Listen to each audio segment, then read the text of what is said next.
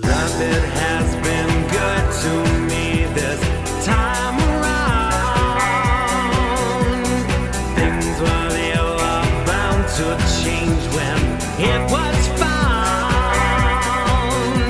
Sugar never tasted sweeter on my lips.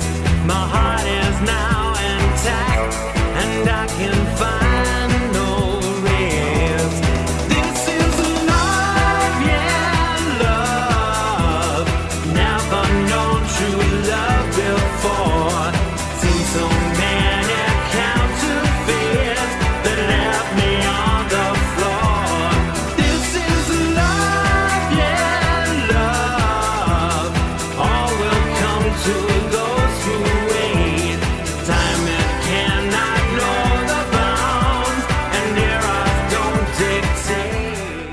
Well, hello, good evening, and welcome to a brand new series of XRadLive, the talk show that really does get you talking on the Xander Radio Network, live from an undisclosed location. Wouldn't you credit it? My cue prompter just stopped working.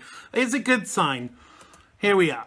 Okay, let's carry on. The talk show, yes, that really does get you talking on the Xander Network, live from an undisclosed location. I know it's not my mom's basement, it's your mom's basement.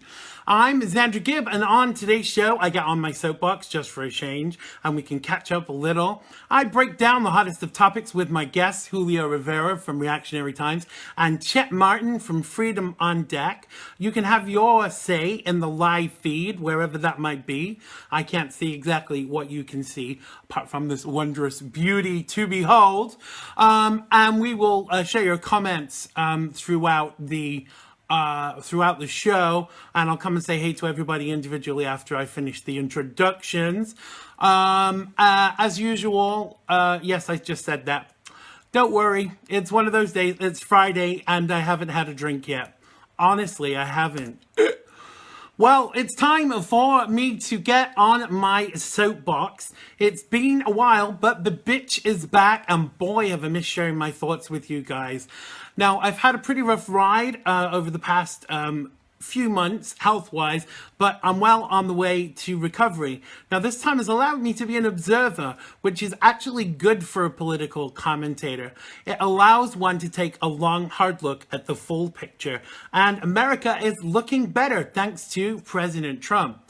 Now, he has to date done an arduous job. Him, his family, and those who support him continue to be attacked and scrutinized to the point of micro-scrutiny. And his commentary is still twisted and misreported. Even when he says verbatim what others have said, he is in the wrong. He's racist, and he is the bad orange man. Now, it is such a crucial time now, and if the midterms taught us one thing, it's that we can never just rest on our laurels, and politically or otherwise. We have to win back the House, and a huge part of that is to continue to publicly support our POTUS and to speak out against fake news and those journalists who care far more about their agendas than the facts. Now, I really want to encourage everyone to, no matter how tiresome, keep fighting that good fight and keeping America great. Now, we are being attacked from within, and even the law is not upheld by those charged to do so. Justices who are more concerned with their personal politics rather than the law need to be removed. Yes, I said removed. It is a basic premise, surely, that in any country with laws, that the law is the law is the law. Now, nationalism has been bastardized recently to the point where the whole concept has been processed by the literati and turned into something bad, wrong, and even racist. We should be more concerned with those who are born in our country and give them help and aid before those economic migrants under the cloak of a refugee status. Now, my grandmother used to say charity begins at home, and we need to ensure our own are taken care of before we share our national funds with others. Now, I will no longer be labeled by others in a way to weaponize their free speech and somehow make it more viable than my own. This actually gives shade to real racism and discrimination and self-perpetuates the liberalization of our planet. Oh, yes, sirree. Stand firm, stand your ground, and take pride in your country, regardless of who expresses their dismay at your patriotism. Wrong teeth in tonight. I'm breaking them in for Esther Renson. Some of you won't know who she is. That was Soapbox. If you'd like to get on your soapbox, come on the show. You can go to xandergibb.com/contact. That's xandergibb.com/contact, and tell us what you want to get on your soapbox about. And you could be here soon waxing lyrical about whatever you want to get off your chest. Okay, let's just share this live feed so everyone's aware of where we're at and what we're doing, and then I'm going to come and say hello. Oh gosh, it's asking me why is it that Facebook asks you for a code when you are actually signed in to your account? I will never know, but I guess we have to just go along with it. Yes, there we are. Okay, I'm coming to the live feed now. Here we are. I can see myself. Yes, I'm looking good. Let's say, yes, happy Thanksgiving to everybody.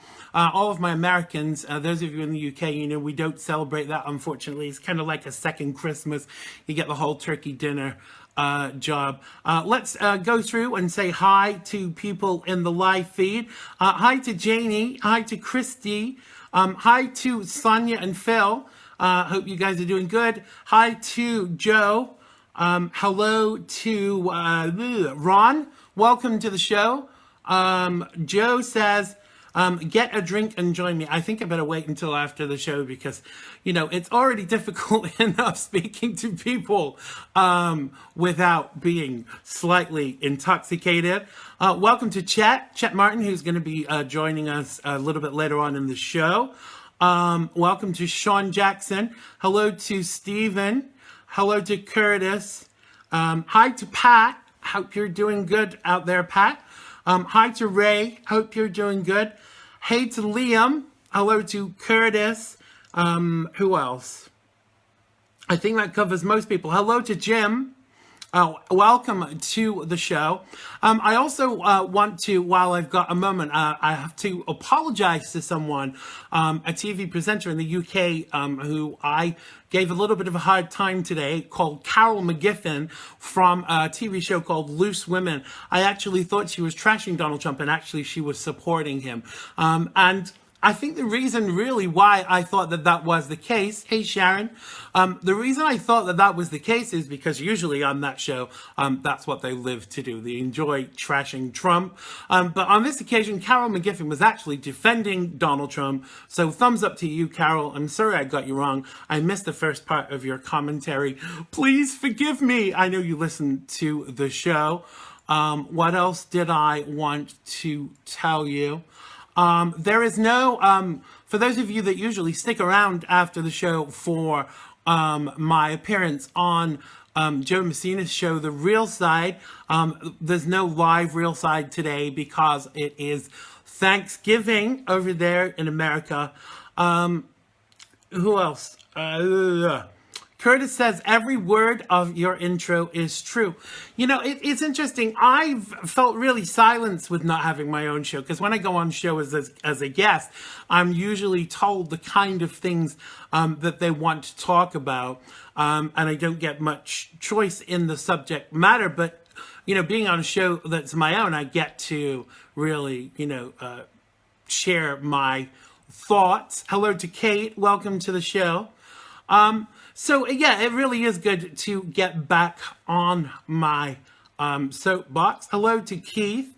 It's going good, and I thank you. I hope I do look great, and yes, I am happy. It's great to be back. Hello to Zell. Welcome to the show, my brother Zell. I hope you're doing good. What else did I want to tell you about? So I don't know if any of you are watching in the United States. I'm a Celebrity, Get Me Out of Here. They asked me to do it this year, but I just was far too busy, as you can imagine. But there's kind of a lot of controversy about that show right now, because lots of people on social media are being cruel and unkind to one of the people who is one of the kind of celebrities on there, who is called Anne Hegarty. She's on a British TV show called The Chase, and she's got a learning disability of some kind. Forgive my ignorance for forgetting the name, but essentially people have been really critical of her. They've been critical about her weight and her awkwardness, and said that she shouldn't be, on the show. And that kind of really bothers me. I'm a big guy. I don't think that, hey Dave, I don't think that, your offering to society or on any show should be based upon what you look like alone. We see people all the time who look absolutely amazing and have actually got nothing between their ears. I mean, look at the Cortez woman who just won the Democrat seat in Brooklyn in New York. She's absolutely beautiful, but there's nothing between here and here. So I think as a society, we have to stop being so concerned about the aesthetics of what people look like, and be more concerned about what they've got to say and what they have got to offer. Hello to James, welcome. Hello, Christy. Hi to everybody else that's joining us. We will be hoping to take some of your calls if we have time later on in the show.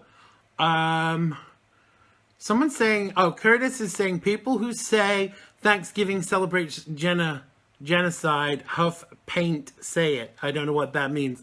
A lot of people have been asking me about Thanksgiving and its origins, and my kind of knowledge of it is that it started when the Native Americans and the original settlers, who were British, they sat down and had a meal together, and as far as I'm aware, it was to mark the cessation of hostilities.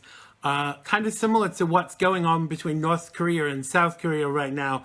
I don't know if they'll be sitting down and having a bowl of rice together, but I was heartened this week to see two soldiers from different sides of Korea actually shaking hands, and sorry, I had something out of the corner of my eye.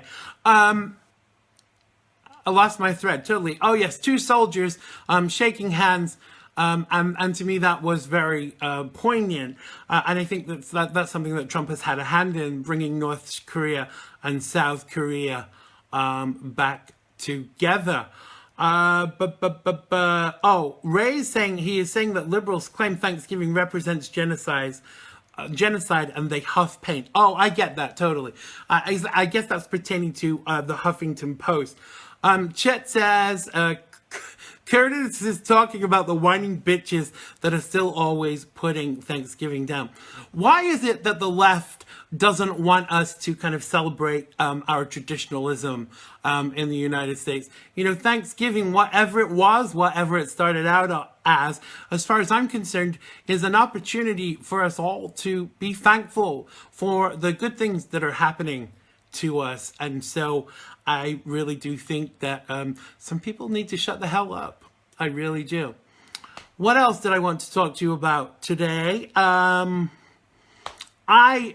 got weighed recently, and to date I have lost 45 pounds, which for me is nothing short of amazing.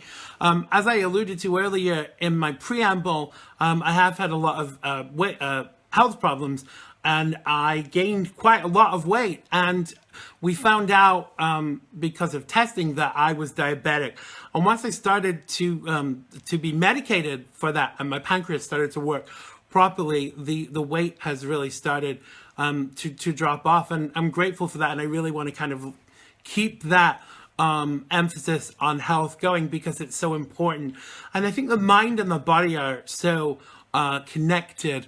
But I think what we tend to do is we ignore the signs, and And for me, there was a real overspill into depression too, not just because of the weight gain, but because, I was constantly ill. And whilst obviously having physical disabilities too, I'm not kind of like, fighting fit, but I'm 200% fitter than I was, this time a year ago. So I really want to encourage you to, if you're not happy with your diagnosis with your doctor, then push for a better or a different diagnosis or a diagnosis. Because I know many people out there have got conditions and remain undiagnosed. Let's have a look in the live feed. Ron says, Thanksgiving was not an official holiday until 1963 by Abraham Lincoln. Honest Abe. Thank you for sharing that. Hello to Linda. Welcome to the live feed. Feel free to share your questions and comments, and we will share them. Just laughing, Janie says they are closet glue sniffers. I think she's talking about liberals. Keith says, I agree, being happy is so important. Much love to all of you guys, as well as a happy belated Thanksgiving. I don't know if I've got this wrong, but as far as I was aware, the whole weekend is about celebrating Thanksgiving. So I'm still going to keep saying happy Thanksgiving throughout the next couple of days. And maybe even on next week's show, who knows? But it's important you do what you want to do and you say what you want to say. Apparently there's an app for calorie counting. I'm not really calorie counting. I've had to cut out sugar because my body can't process it. Sharon's saying try a keto diet. I think I'm going to stick with what I'm doing because it's working. And thank you, Sharon. Sharon says she's very happy for me. Welcome to Liam. Welcome to Grace. I hope you guys are well. Keith said, did I see his page? He talks about that all the time. He says he's committed to folks. Oh, right. That's right, Keith, because you lost a lot of weight, didn't you? Keith is down 78 pounds in only 4.5 months. And he says he always talks about lifting folks up and loves it. Yes, it is imperative to do it.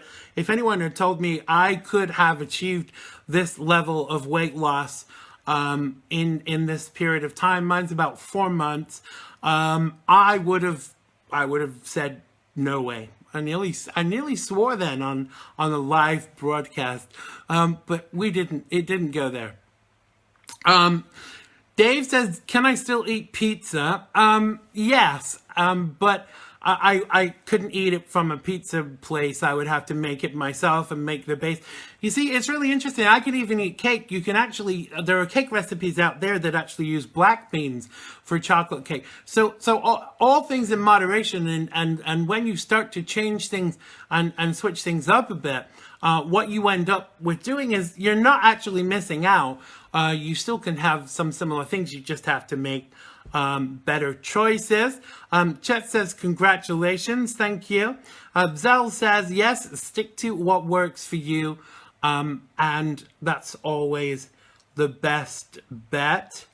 Ray says, Democrats have given us the foundation for arguments for voter ID. What makes me angry is that they want to bypass the point of voter ID, allowing illegals to vote, and to vote using a state issue ID for illegals. That's crap. Only citizens should be voting in our election. Absolutely. And only the living. I don't know what the statistics were for this latest midterm, but apparently so many dead people are voting now in the elections, and that's a worry. So, only American citizens should be voting in elections, not illegals or anyone that is dead. Thank you for sharing that, Zell. Zell is sitting there munching cookies and pie. I really missed being in America this Thanksgiving because we have all of those traditions like, pecan pie and what's it called? Yams with the marshmallows. And so I really missed that. Sharon says, I was talking about pizza with a cauliflower crust. and it's talking about using almond flour instead of wheat flour. Hello to my old friend Angela. I hope you are doing well. We got to catch up very soon. It's about time for me to bring on a guest, I think, before I start to waffle any more than I actually am already. So without further ado, let me just, there we go. Let me just go to the cue prompter. That's not the cue prompter. So I can bring on my guest. So my first guest on tonight's show is a broadcaster, writer, and the editorial director at reactionarytimes.com, where I was a guest editor for a period last year. He's a political commentator and spent some time in Hollywood recently searching for Xander Gibbs' star on the Walk of Fame. Alas, in vain. Let's just give him a heads up. Where are we? Let's just give him a call.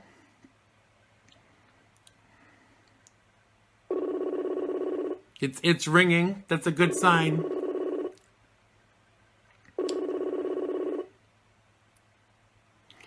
Yeah, hello, is this Planet Pizza? Hey, what up, buddy? Hey, welcome to the show, Mr. Julio Rivera, also known as the Conservarican. Welcome back to the show. How is the world with you, and how was your Thanksgiving? Oh, my Thanksgiving was fantastic. It's a good time, really, to reflect on everything over the last year, and life is a good thing. You know what I mean? And I think the country is moving in a good direction. I think it's an important time to think about family and all the good people that you have in your life, and Thanksgiving is one of those holidays. It's a little bit harder because it was the first year since since last year I lost my dad, and it actually falls on his birthday this year. Wow. Yesterday would have been his 81st birthday. And it's kind of hard to celebrate under those conditions, isn't it? But I didn't know your dad, but what would your dad say about that? I think I know what my dad would say if a holiday kind of occurred on his birthday or on the anniversary of his death. He'd say, get on with it, have a fabulous time. Exactly. Yeah, I'm sure he would have been pouring shots for everyone. Absolutely. I totally get where you're coming from. Everyone's saying hello to you in the live feed. I don't know if you're watching that. I want to jump into, because of time, I want to jump into our first topic of the day. With regards to former FBI Director James Comey, who tweeted yesterday that he'd been subpoenaed to testify before Congress, indicating that he would submit willingly to formally legally binding summons if the proceedings were open and public. Happy Thanksgiving, Comey wrote via the vile, divisive platform known as Twitter. Got a subpoena from the House Republicans. I'm still happy to sit in the light and answer all the questions, but I will resist a closed door thing because I've seen enough of their selective leaking and distortion. Now, Comey was fired by Trump in May 2017. After a controversial tenure, and was criticized for his handling of former Secretary of State Hillary Clinton's use of a private email server and the investigation into Russian meddling during the 2016 campaign. Wherever did that investigation go? Now, Republicans on the House Judiciary Committee indicated last week that they were preparing to subpoena Comey and former U.S. Attorney Loretta Lynch for private depositions. Bob Goodlatte provided notice of the pending subpoenas through the former Justice Department leaders and have offered to testify voluntarily as part of the committee's probe of allegations of political bias at the DOJ and the FBI. Now, Comey's attorney, David N. Kelly, expanded on the former FBI director's request for an open hearing in a statement that said subpoena for a closed-door interview was a break from established norms. Now, I don't know about you, Julio, but I'm kind of quite excited by this. Is this the beginning of justice being served in this situation? Yeah, I think it is. I mean, despite, I think, all the controversy of people saying that, apparently Donald Trump had wanted to get the sticks moving against Comey and Hillary Clinton last year. And, he was actually advised by, his attorneys to not go ahead and do that it may be bad optics, or it may be seen as he was weaponizing his power or the Justice Department against his enemies. But the truth of the matter is, this is something that needs to be looked into further. We know that Comey was already drafting a letter of exoneration for Hillary Clinton before this investigation was even over. Absolutely. We know that Hillary Clinton, mishandled classified information. I mean, it's completely obvious that this law was broken. It's also, presents a huge conflict of interest that she went ahead and kind of signed off on this whole, the Uranium One deal during a period where she was in charge of the Justice Department, in addition to signing off on several weapons deals with, countries that are known human rights abusers and are sponsors of terror. And it was in concert with the same timeline in which the Clinton Foundation was receiving donations from people that were originating from those countries. So, there's a lot there that needs to be investigated. And isn't it hilarious? And what you just read there, that Comey has an issue with answering questions, in a closed door setting because he's seen enough of their selective leaking and distortion, when he was the one that provided a leak to the press, regarding some of these issues himself. So, I mean, I just think it's, completely hypocritical. Again, they're playing, they like to play this game, with the press and the way that they're trying to swing emotions on this and control narratives. But it's such a lie. I mean, Jim Comey is probably the least believable person that's ever ran, one of the major organizations within the Justice Department. I mean, just the way that he behaved during, his, when he went to speak before Congress, you could tell that he likes the limelight. Oh, he does. He was thinking about selling his book, and he's probably thinking about selling the follow-up to his current. I mean, it's interesting for me, and I'm not a legal scholar, but if you're subpoenaed, I'm sure you don't get a choice in how that subpoena will be carried out, as in whether it will be like a closed thing or whether it will be open to the media.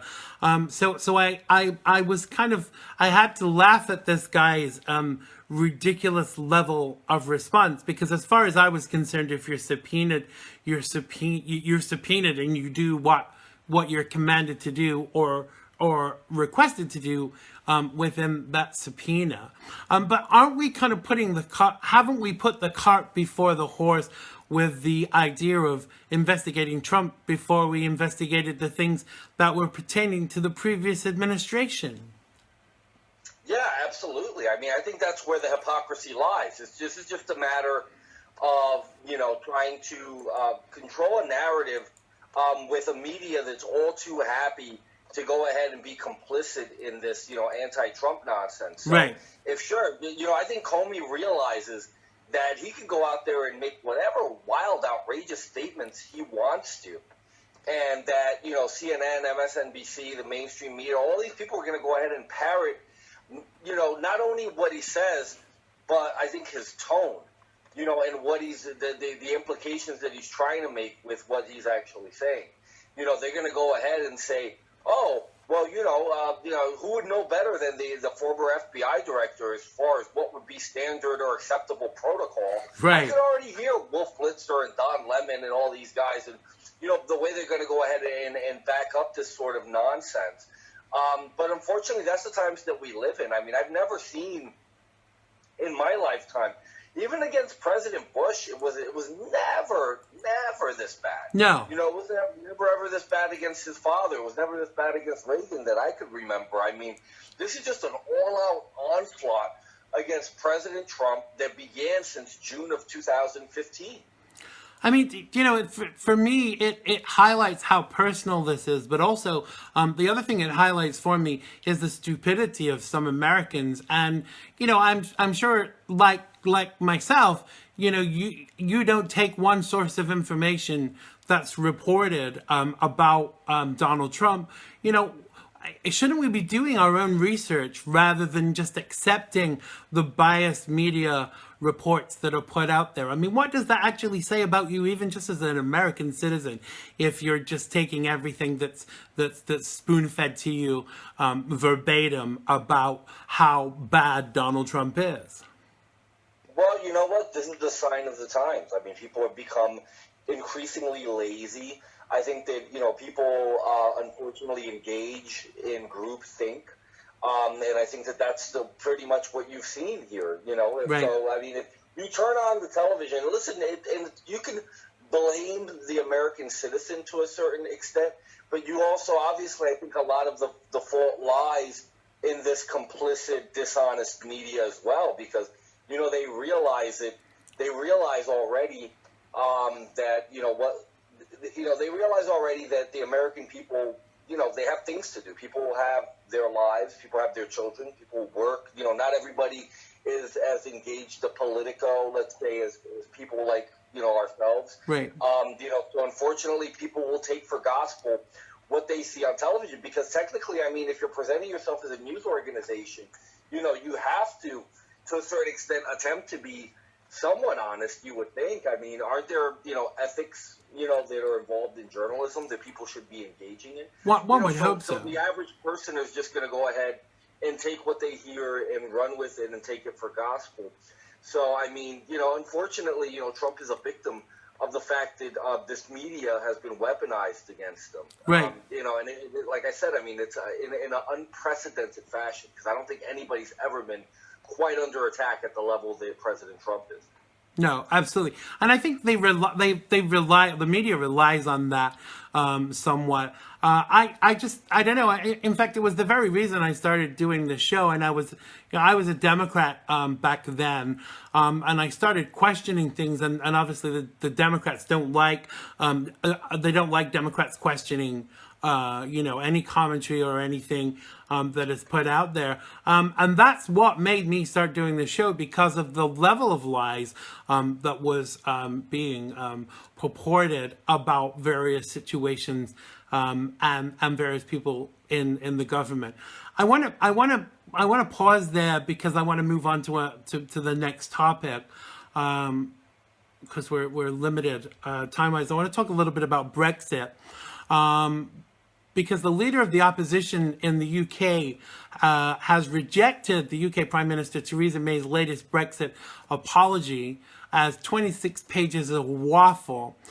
May told UK MPs that Brexit is within our grasp after agreeing the text of the political declaration which outlines the future relationship between Britain and the EU.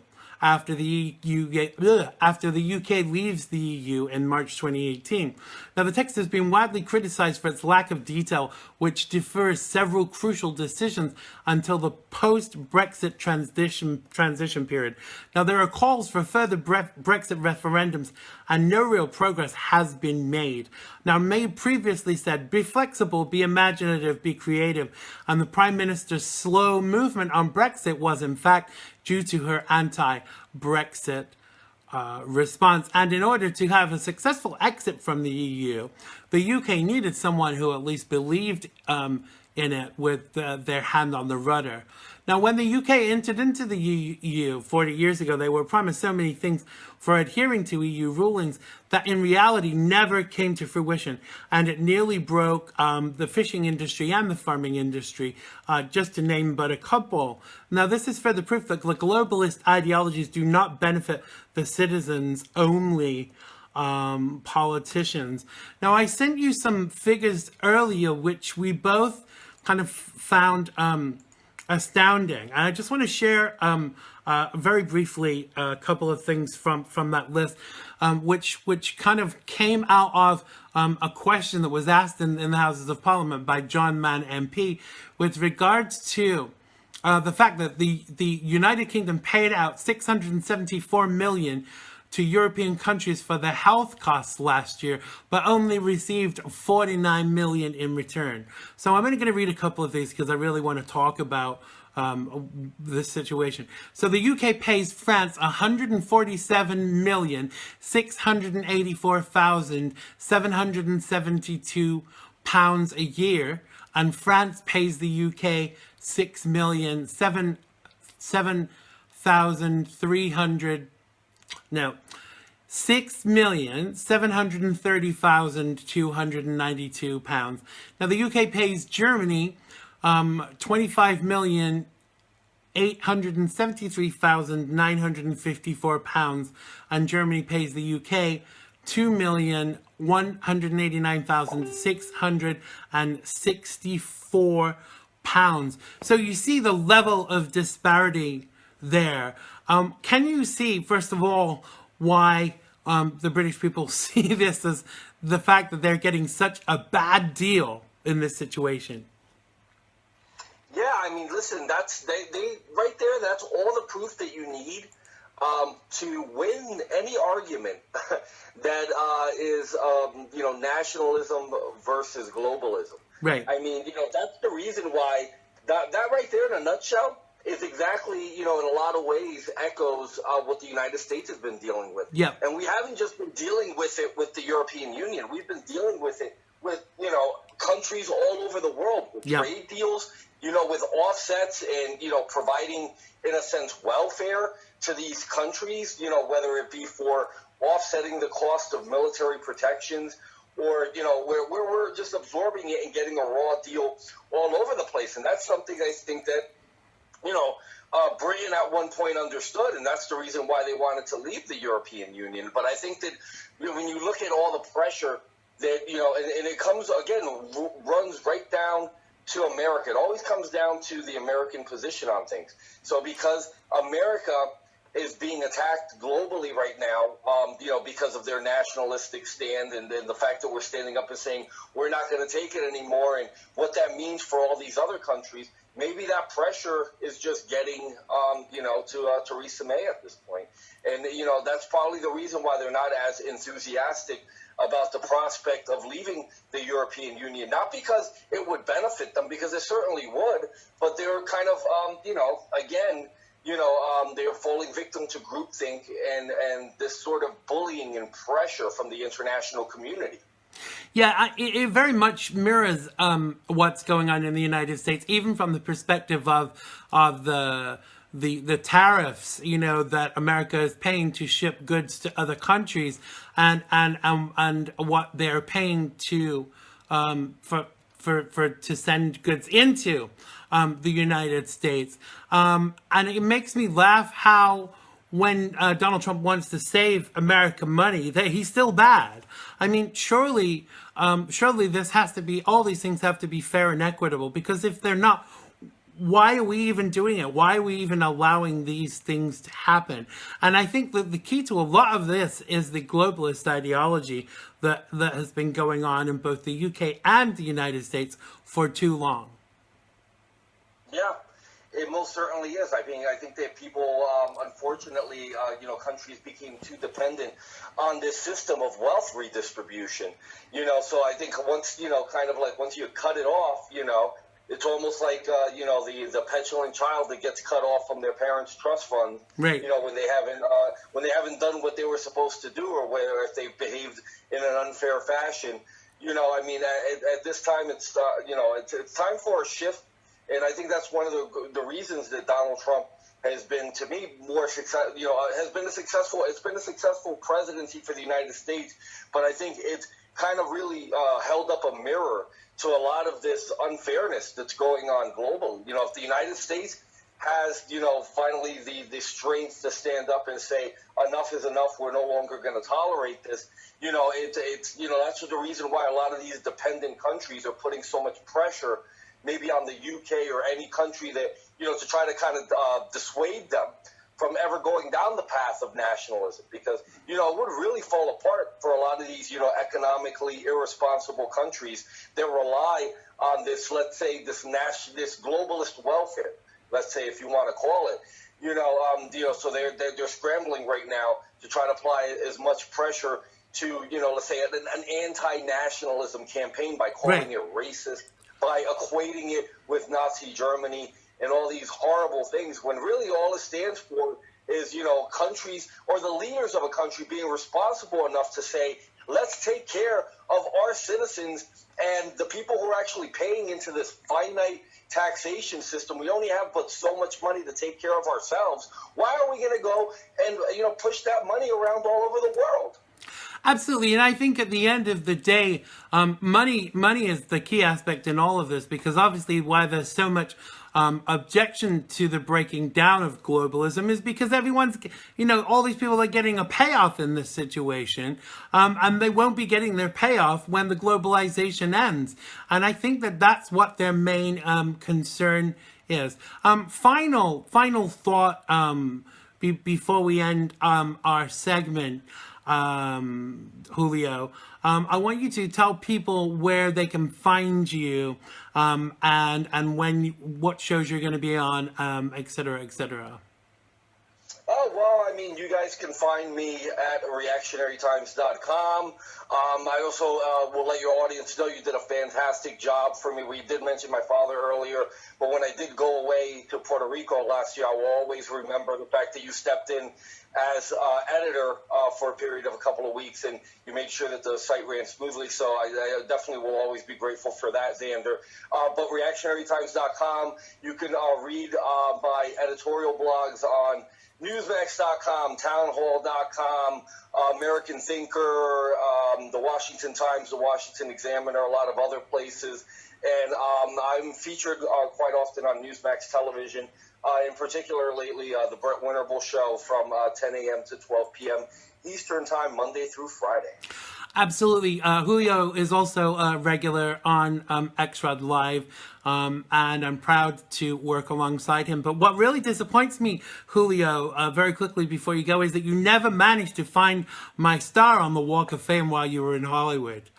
Yeah, you know what? I think that you very much like Trump. They might have destroyed it. Yeah. I don't know. They're hating on you, bro. Yeah. They're hating on you. I think it's on Gay Street, and I know you never went to Gay Street while you were in Hollywood, so we'll leave it.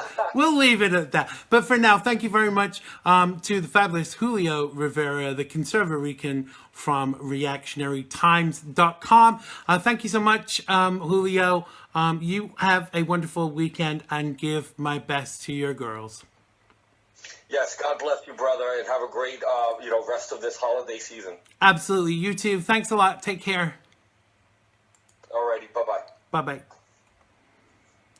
That was the fabulous Julio Rivera from reactionarytimes.com.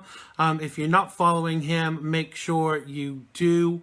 And he will make sure to keep you informed. My screen just went weird for some reason. So it's time for another guest now, if I can get the teleprompter to work and do its thing. My next guest is Chet Martin, and he's the host and executive producer of Freedom on Deck, 94.9 News and Stimulating Chat. So without further ado, I'm going to call him and bring him on. Here we go. The technology eludes me. I need a producer. That's what I need. It's ringing. Hello, you've reached Alexandria Cortez's rubber room. Who am I speaking with? You're speaking with Xander Gibb. Could you tell Alexandria Cortez that we found her brain, and it was in the lost property at the station in New York, the name that eludes me. Welcome back to the show, Chet. How is the world with you? I'm good, buddy. Hey, you look great. I was watching Thank you. your live feed, man. You look fantastic. Thank you. But don't hit on me during the live show because, people talk. I'll keep that in the chat room. Absolutely. So let's jump right in because there's so much to talk about. Yep. So with everything from Obama appointed Judge Brit John S. Teagar attempting to block President Trump from refusing asylum to economic migrants, and threats to close the U.S. border with Mexico, and overwhelming support from Democrats. The caravan issue gets more and more ridiculous every day, in my opinion. Apart from the fact that being an economic migrant is by no means a right to claim asylum, why is any American supporting this act of war on the USA? Now, Mr. Trump continues to warn about the situation with the caravans of Central American economic migrants that have been making their way towards the U.S., and warning that if we find that it gets to a level where we lose control or people are going to start getting hurt, we're going to close entry into the country for a period of time until we get it under control. And rightly so, Mr. President, because you know he listens to the show.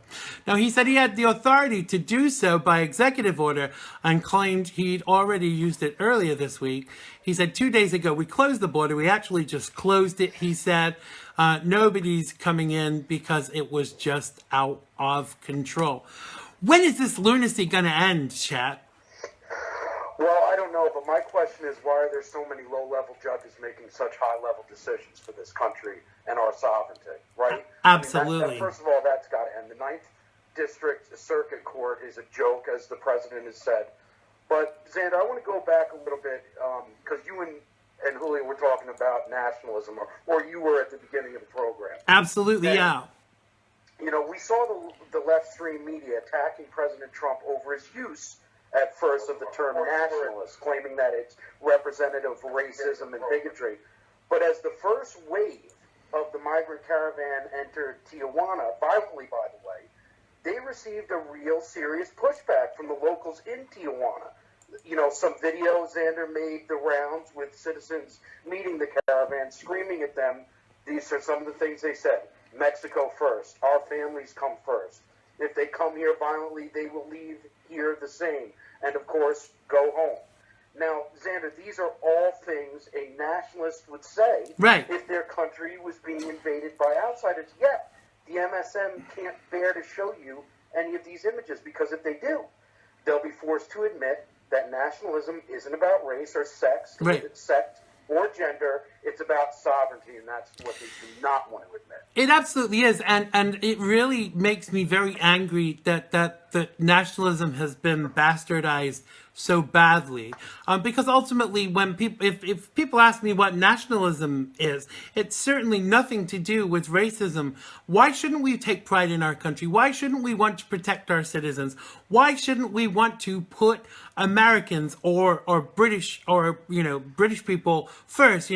Whatever country you live in, those people should be given the first credence in any situation, whether that be with regards to funding or anything else. We've absolutely learned nothing from what has happened in France and Germany, but the left are still so willing to just allow absolutely anybody to cross the border, and this is an invasion force, without a doubt.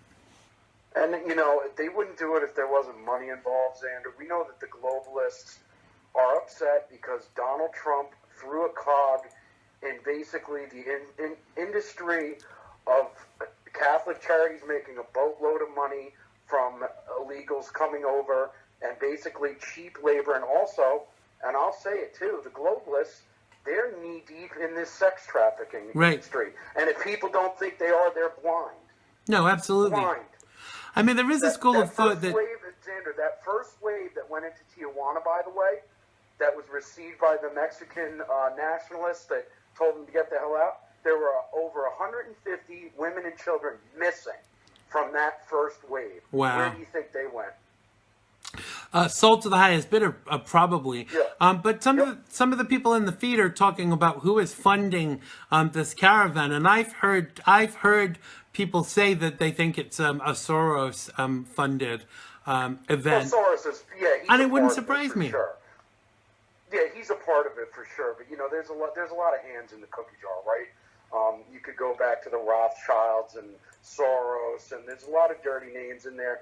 But basically, we know that all the evildoers are in on this together. And don't think the Clintons aren't, by the way. The Clinton Foundation has their hand in that cookie jar as well. But it was interesting, before I came on with you, I was reading that this past Monday, the Baja California state government launched a month-long jobs fair looking to fill positions for industries along the southern border.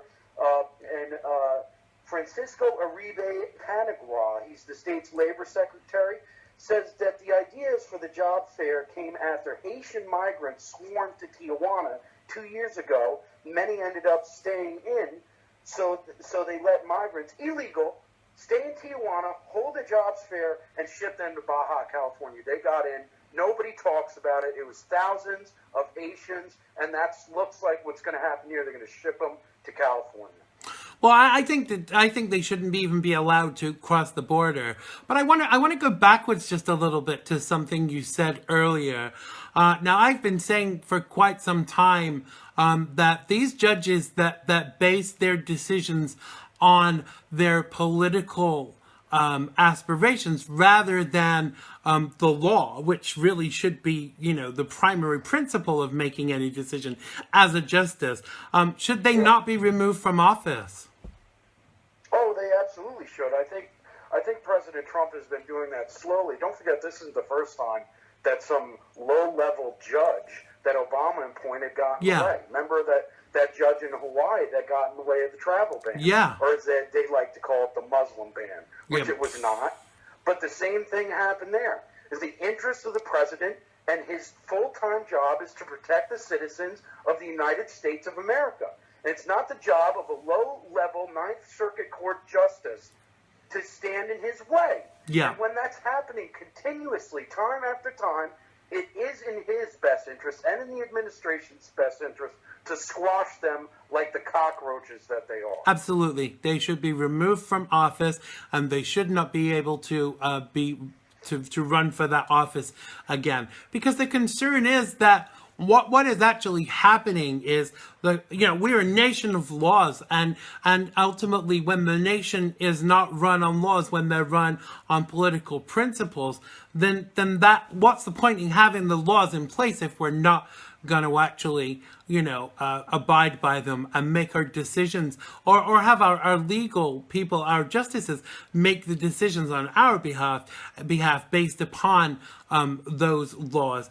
And I think that the biggest concern with all of this for me is that you've got to follow the money trail as well. I'm going to go on record saying this. The guy can sue me because I don't have a nickel to scratch my butt on, but I wouldn't be surprised if he wasn't paid for making that decision. Oh, absolutely. They are paid for making these decisions. And like you said, it's a political move that they're doing. But the thing is, in those 8 years under Barack Obama, he scattered these types of judges throughout our country in a way that is maddening. It's disgusting. Yes, he didn't make too many big decisions on the Supreme Court that have affected us down the line, but there are a lot of judges throughout this country appointed by Barack Obama that are dangerous ideologues for the leftist communist movement in the United States of America, and we do have to do something about it. That's got to be one thing over the next 2 years that the president really concentrates on. Absolutely. I want to leave it there with that topic, but this kind of follows on a little bit with regards to this. Now, Hillary Clinton thinks Europe needs to get a handle on reforming immigration laws to fend off another Brexit migration, which I thought was hilarious. It is what lit the flame, she said, on such nationalist movements. The criminal rape shielder told the Guardian newspaper in the UK. Now, conservatism and nationalist ideology have gotten a boost since Donald Trump won the US presidency in 2016 and the UK voted to Brexit. Now, Clinton ran on a progressive immigration platform. She essentially called for a retrenchment of those policies in the interview. I admire the very generous and compassionate approaches that were taken, particularly by leaders like Angela Merkel she said, praising her for her open-door immigration policy. Yeah, we also saw how well that worked. But Clinton added, I think it's fair to say Europe has done its part and must send a very clear message. We are not going to be able to continue to provide refuge and support, because if we don't deal with the migration issue, it will continue to roll the body politic. Now, her party, though, clearly thinks it's okay in the USA. Clinton did condemn the fear-mongering rhetoric often used by Trump when he discusses immigration in the United States. She said the use of immigrants as part of a political device and as a symbol of government gone wrong, of attacks on one's heritage, one's identity, one's national unity, has been very much exploited by the current administration. She said, there are solutions to migration that do not require clamping down on the press, on your political opponents, and trying to suborn the judiciary, seeking financial and political help from Russia to support political parties and movements, Clinton added. You lost, Hillary. Get on with your life. Why do we give a shit what this woman thinks about, about Adam? I really don't care. But you know what the truth is? Over there with the movement of Brexit and with Britain First and these other basically nationalist movements that have been spurred on, they weren't lit by Donald Trump. They were lit when their citizens started to get raped in the streets. Right. They were lit when people started to get slashed at a higher rate with knives by Muslim refugees that came in the country. It was lit when you would have no-go zones in Europe where white nationalists in that country, and I'm not saying that and to say that put white people on pedestals, but if you're not a Muslim, and especially if you are white, you better not walk through there. And they're also lit when they see their police and law enforcement officials carrying around a billy club when you got Muslim refugees coming in and opening up with Uzis on the streets. That's what got them lit, Hillary, and you need to go and check your facts out, bitch. Well, I can't disagree with that sentiment. I think the thing that concerns me is that why has this woman still got a voice in politics at all? I mean, of course she's entitled to her opinion, but clearly she's been paid for this level of turnabout. I mean, the Clintons, throughout their careers, their political careers, it's all been about money. And they would say anything you paid them to say. And the concern is that people are still actually taking notice of them. Can we not see from what happened in France and Germany how bad this open-door immigration policy is? Or do more children, little kids, little girls in the United Kingdom were being raped by Muslim rape gangs? And they'll probably cut me off now for saying that, but it's true. It was Pakistani Muslim rape gangs going around the country and raping little girls. So do we have to turn a blind eye to that rather than be afraid of being called racist? Well, I don't care what you call me. We will protect our kids. We will protect our families. And if you don't like it, go live somewhere else. And the wild part about most of those Muslim rape gangs is they were raping fellow Muslims. Right. Many of those children were Muslims. Yeah. That's how they got so close to them. And that's when they shut down Tommy Robinson and threw him in jail because he had the nerve to cover the story. Absolutely. I'm telling you, Britain is screwed. In another 20 years, I would suggest you get the hell out of there, Xander. I'll be back as soon as I possibly can be. Believe me. I mean, the thing that people don't realize is that the difference between conservatism in America and conservatism in the United Kingdom. I mean, Hillary Clinton, Theresa May is not even conservatism light. She's liberalism. She's a liberal wearing the colors of conservatism, and so it's kind of worrying. I don't know where I stand here. It's very difficult to know where I stand here politically, and I have Americans contacting me saying, "Why don't you support Theresa May? She's a conservative." She's not a conservative. By the true standards of conservatism. It means something totally different.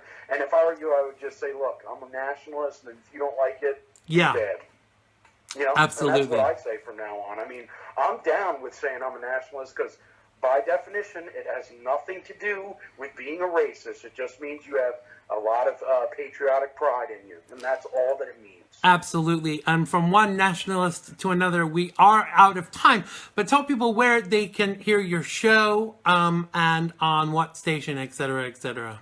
Well, if you're in Connecticut, Long Island, or Rhode Island, we're on 94.9 News Now and Stimulating Talk. That's WJJF on your FM dial. But the simplest way to find out everything that you want to know about the show, where you can live stream it, is just go to freedomondeck.com.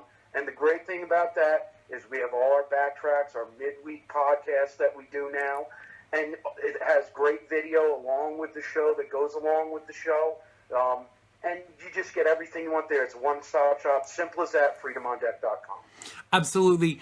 Thank you so much to Chet Martin from Freedom on Deck. He'll be back with us again very soon, I'm sure. Enjoy what's left of your Thanksgiving weekend, Chet, and give my best to your family. Thank you, Xander. Happy Thanksgiving, brother. You too, brother. Thanks a lot. Take care.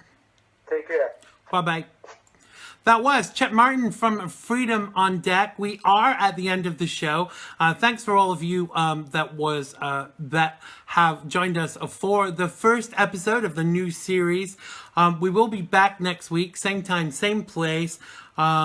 Just check out if you follow XRad Conservatives for Freedom of Speech. All of the information will be in there. Thanks to my guests today. Thank you to Julio Rivera from Reactionary Times and Chet Martin from Freedom on Deck. Make sure you follow them on social media and make sure you check them out and follow them and see all the good stuff that they're doing too. Thanks to everybody in the live feed. Too many to name.